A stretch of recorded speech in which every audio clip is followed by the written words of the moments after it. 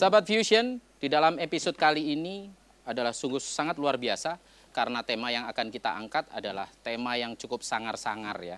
Selain musisi kita, lihat di belakang saya ini sudah cukup sangar-sangar. Dan tamu kita yang akan kita undang adalah beliau yang sangat concern terhadap Surabaya, meskipun beliau berada di belakang layar.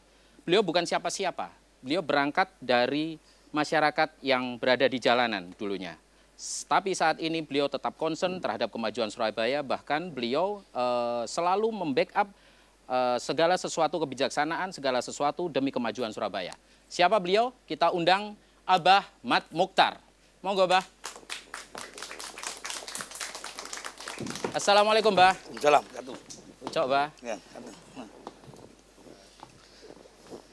Monggo pinarak, Bah. Selamat datang, Abah, di komunitas kami di FJC, Fusion Jazz Area. Abah, saya sebelum bertanya ke yang lain-lain, Abah backgroundnya dulu dari masyarakat yang berada di jalanan, benar ya, Pak ya? Betul sekali. Kegiatannya dulu apa sih, Pak, sebetulnya kok berada di jalanan itu? Ya anak jalanan ya. Jadi anak jalanan. Freeman itu, Pak ya? Iya. Freeman. Preman dulu begitu ya, Pak ya? Ya nggak tahu orang bilang apa. Begitu. Iya. Kalau Abah Mat Mukhtar ini dengan sebutan Mat Kimput, ceritanya gimana, Pak? Dulu waktu kecil saya itu krempeng. Jadi mak saya atau siapa itu julukin saya Mat Kimput saking krempengnya itu. Waktu kecil. Waktu kecil. Kecil itu Ya kira-kira sekitar ya 7 SD sampai ya SD-an lah. Setelah SD. SMP beranjak SMP agak kelihatan gantengnya saya. ganteng. Ya. Setelah dewasa Jadi Mat ganteng berarti. Mat ganteng. Pada waktu itu ada teman saya banyak mat kristal, mat gondrong macam-macam pada Iya. waktu itu. Tapi di yang antara mat terkenalnya- itu paling ganteng itu saya. Oh, soalnya Mas Ahot belum ada, Pak. Kalau ada mungkin ya. Iya. Jadi setelah itu jadi Mat ganteng. Iya, ini buktinya ini. Wih, ada otentiknya. Ada otentiknya, Pak. Nah, ini. Besarkan ini. Si. Ini kok, Pak. Oh, itu. Nah, ini. Oh, ya. Mungkin kamera bisa menzoom. Oh, ini. Jadi ini adalah Mat Mukhtar, mat Abah ganteng Mat itu. Mukhtar Ya, ganteng kira-kira dulu. setelah menjadi Mat ganteng. Aktivitasnya dulu apa, Pak? Mat ganteng, Pak. Ya, apa ya? Ya memang dulu saya kena kecanduan minuman keras. Jadi di Surabaya Utara itu di tempat saya itu hampir Surabaya Utara daerah iya, mana, Pak? Bulak Banteng Kidul. Bulak Banteng, ya. Hampir semua remajanya pada waktu itu wah, minum terus. Itu terkenal dengan kode kalau angka itu 3 sama 5 ya, Pak ya? Ya, pokoknya kode hitam lah di Telok wilayah Lema sana. itu. Iya. Ya kebetulan saya banyak teman minum, jadi saya pada waktu itu kecanduan minum. Sampai saya beranjak dewasa. Iya. Tuh, minum sampai apa ya? Setelah saya tahu geluti peminum-peminum semua yang ada di Surabaya, ya pada umumnya semuanya lah kenal saya pada waktu itu. Tahun berapa, Pak, itu kira-kira, Pak? Tahun 88 kalau nggak salah. 88, saya Sekarang masih 50 saya umur saya. SMP. Saya. 88 kalau nggak salah pada waktu itu. Iya. Saya kecanduan minum.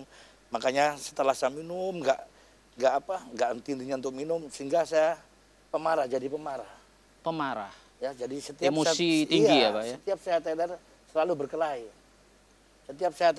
berkelahi. Dulu gondrong dong berarti, Pak ya? Ya ini saya dulu. Oh ini. iya, gondrong. Ini dulu saya. Iya. Makanya kalau saya seperti ini mungkin istri saya nggak mau sekarang. Ya. Justru karena gondrong Karena itu. gondrongnya, karena cakepnya, Iya, karena gantengnya. betul. Istri saya mau. Gitu. Kalau orang gondrong itu biasanya istrinya cantik-cantik, Pak. Iya, Pak, istri saya cantik. Iya, demi Allah istri saya cantik. Kita memang musisi gondrong yang Nanti, istrinya kalau cantik-cantik ya. panggil istri saya, cantik nanti. Tak ajak semua itu. Iya, betul. Anak-anak saya, istri saya cantik.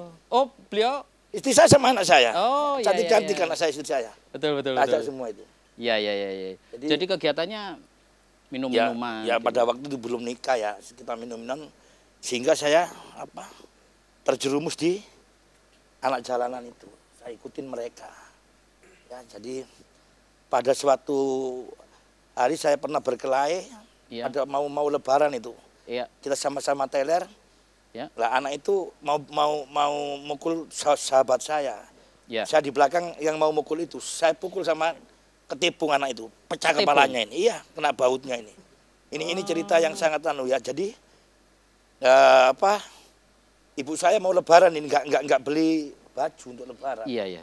Ya karena keterbatasan uang untuk ngobati orang ini. Oh. Karena pecah kepalanya ini, saya pukul sama ketipung itu. Loh, dulu apa main ketipung maksudnya? Enggak, ada mau tuat tawuran gitu Mas, ya. Oh, ada Saya ketipung senjata diambil. ketipung, tak pukulkan. Kena Oh. bautnya. Tuh. Setiap saya teler itu selalu saya bikin onar. Iya, iya, iya. Setiap saya habis minum selalu saya berkelahi. Di mana ada keramaian di situ pasti ada saya berkelahi. Setiap saya teler. Jadi istilahnya berkelahi, tapi untuk mencuri Saya atau tidak pernah merampok, saya tidak pernah mencuri. Makanya saya tidak mau dikatakan preman. Oh. Memang saya kecanduan minuman. Tapi coba cek Polsek mulai Iya, iya. Surabaya. Pernah nggak nahan saya masalah pencurian? Iya, iya, iya. Pernah nggak polisi mencari saya masalah perampokan? Iya, Nggak iya, pernah. Saya memang kecanduan minuman. Makanya saya nggak mau dicap preman. Betul, betul. Karena saya bukan preman. Tapi berita-berita pada saat itu dan segala macamnya preman itu melekat di Abah ya, Pak? Iya, karena saya ini cerita ya. Pada 2002 saya punya peristiwa. Peristiwa. Makanya Ya. ini sangat apa ya? Saya ini perlu cerita biar semua orang tahu. Bisa mengambil siapa. hikmahnya. Iya, biar semua orang Inspiring mengambil ya, Pak? hikmahnya. Saya dibesarkan di jalanan. Ya. Saya hidup dari proses yang tidak benar. Ya. Ya, karena minum, pukul orang, ngeprok orang. Karena itu dalam kesadaran, bukan dalam kesadaran saya, itu Ya. nggak sadar saya. Pengaruh dari Ya, pengaruh minuman. dari minuman keras. Pernah saya berkelahi sama anggota DPR, di dalam DPR saya pukul orang. Itu di luar banyak macam-macam lah. Waktu itu menolak pertanggungjawaban Pak Narto, saya pukuli anggota DPR itu. Ya, tapi setelah itu saya mohon maaf. Karena pada waktu itu saya nggak sadarkan diri, saya habis kena minuman. Oh. Makanya ini pemirsa semua yang merasa saya sakiti, dulu-dulunya saya mohon maaf kalau saya belum mengucapkan maaf. Iya, iya, Pak. Karena abah saya sebelum meninggal, dia berpesan kepada saya. Idola saya itu abah saya, ya. Oh. Idola saya itu abah saya, dia mengajarkan saya luar biasa.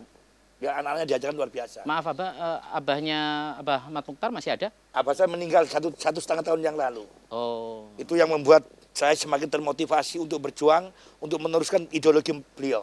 Dia Ya. itu pengagumnya Bung Karno. Oh. Jadi sampai sekarang saya harus teruskan perjuangan ayah saya, karena beliau adalah idola saya. Kalau bukan untuk Indonesia, minimal buat Surabaya Iya, ya, Pak, saya ya? berjuang untuk Surabaya.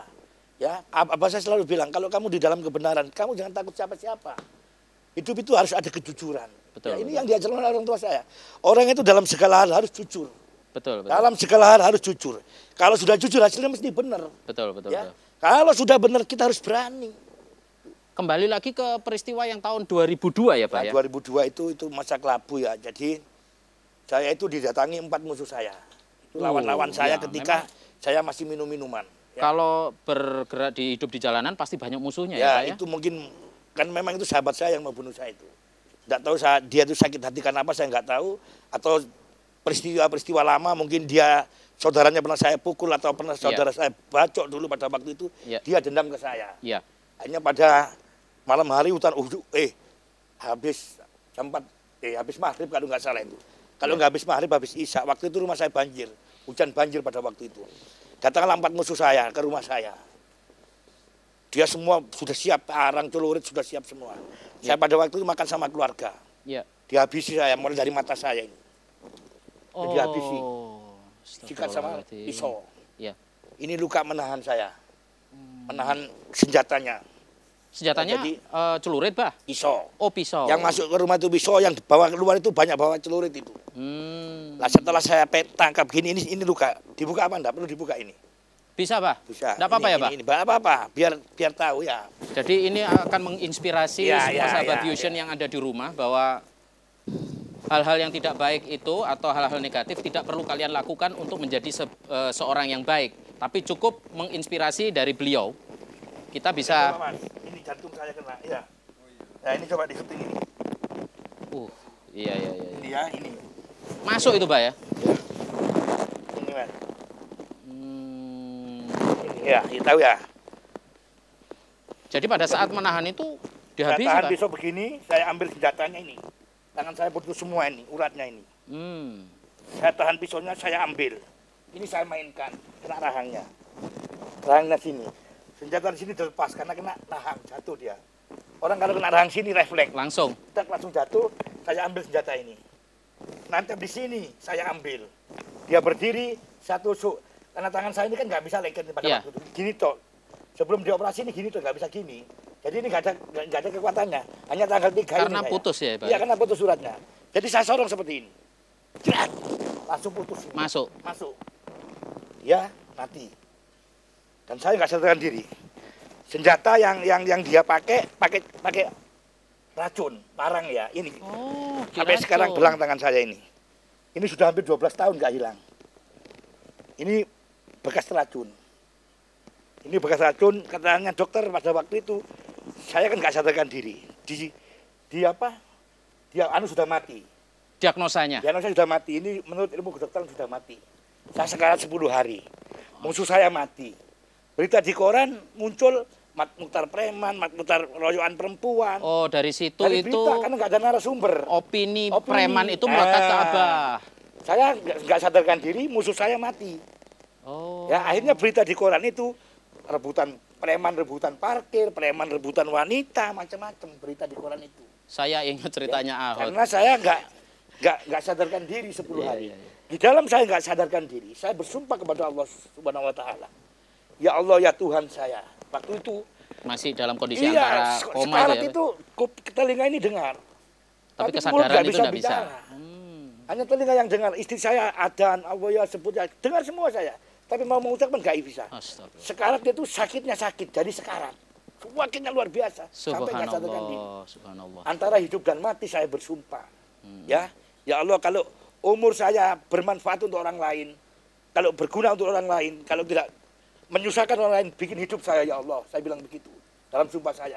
Tetapi kalau umur saya sudah nggak berguna sama orang lain, sudah bikin galau orang, bikin kecewa orang, bikin saya mati, ya Allah. Hanya 10 hari saya sadarkan diri. Hanya dokter tak panggil sama saya yang ngecap saya mau mati itu. Saya dengar pada waktu itu. Tak bilang sama dokter nggak bisa menvonis saya mati. Yang memvonis yang di atas. Yang memvonis yang di atas, Allah. Dokter hanya sebatas ngobati saya pada waktu itu, Kak. Tolong dok, kalau ada orang sekarat seperti saya, dokter nggak boleh bilang seperti itu. Ini tidak pengalaman dok, nah gitu kan. Ya. Akhirnya saya sadar, makanya harapan saya kepada seluruh masyarakat Surabaya, ya masyarakat Indonesia pada umumnya, mari. Tidak perlu melakukan hal semacam begitu ya Pak ya? Marilah kita harus kembali ke hati nurani, kembali kepada kejujuran. Ya kalau sudah jujur orang itu mesti benar, kalau benar kita harus berani. Begini Pak, sebelum melanjutkan lagi yang lebih seru Pak. Sudah tak buka tutup ya. Pak, Abah kan sudah cerita tadi itu ya, dibacok segala macam, di bahkan gerakannya. Tapi itu saya dapat info, Abah ini bukan juara karate, juara silat, nggak ada Pak, tapi juara joget Pak. Betul sekali. Nyambungnya di mana? Apa begini nih termasuk jogetnya begini apa gimana Pak? Tahun berapa itu Pak juara joget? Ya itu remaja saya, masih 89. Ya pas mat ganteng itu Pak? Iya, waktu ganteng saya banyak yang manggil lomba joget, saya juara. Ganteng saya juga ganteng pada waktu itu. Kok apa hubungannya Pak? Yang ahli bela diri kok bisa joget? Kalau pencak silat itu sama kakek saya sudah dipelajari. Oh. Jadi kakek saya itu Madura Toto ya. Jadi beliaunya itu Toto bukan Madura loh, Pak. Maksudnya itu orang Madura pegunungan. Oh. Kakek saya itu nggak mau kalau tempat saya itu Toto orang Padang, Pak. Sampai menangis itu nggak mau gitu loh. Oh. Jadi pada waktu itu kecil saya bertengkar sama kecilnya. Kakek saya bilang begini. Kak, ngomong Madura kakek kok orang Madura. Atau kerja nangis. Kamu tuh cucunya orang Madura, kalau bertengkar jangan menangis. Oh. Kakek saya tuh bilang begitu. Akhirnya saya dari situ saya diajari pencak sama kakek saya itu. Oh, jadi ada basic untuk itu ya, Pak? Jadi untuk ya ini ya apa namanya ya, ini kan kakek saya kan bilang ya sebelum dia bilang begini. Kalau kamu berkelahi, walaupun kamu terluka, kamu jangan gegabah, kamu harus tenang. Walaupun kamu terluka. Kata-kata itu waktu saya ditusuk itu saya ingat itu, kita harus tenang, saya harus tenang. Saya nggak waktu makan pada waktu itu, saya nggak siap, gitu loh. Jadi kata-kata kakek saya almarhum itu saya dengar, saya ingat. Kamu harus tenang, kamu harus dapat, sehingga kamu harus menang. Kamu harus menguasai gerakan mereka. Walaupun kamu terluka, itu kata-kata itu membuat saya harus bisa merampas pisau ini. Oke, Bah, kita tahan dulu. yang semakin seru ini, ya toh nanti akan saya tanyakan Abah yang sedemikian jalanannya, sedemikian istilahnya orang itu tanpa aturan, itu bisa saat ini bisa kenal dengan banyak pejabat, bisa berada di belakang Surabaya untuk mempertahankan Surabaya lebih baik. Tapi ditahan dulu, karena para musisi-musisi yang sangar-sangar ini juga akan menunjukkan keahliannya, Pak. Oke, silakan Mas untuk jam session. Monggo. Aku mau